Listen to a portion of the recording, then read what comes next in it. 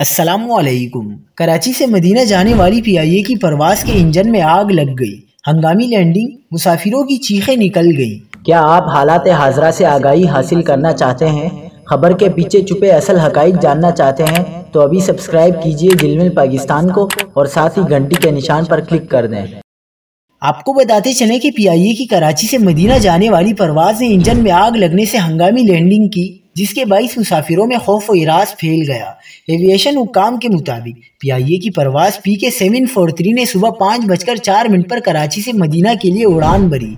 रवानगी के फौरी बाद तैयारा अभी अप्रोच पकड़ रहा था कि पायलट ने बोइंग 777 तैयारे के इंजन से चिंगारी निकलते देखी। कॉकपिट में फायर अलार्म की वार्निंग भी आई, जिसके बाद पायलट ने हाजिर दिमागी का मुजाहिरा करते हुए फायर बोतल के जरिए तैयारे के इंजन में आग पर काबू पाने की कोशिश की, जिससे तैयारे का एक इंजन बंद हो गया।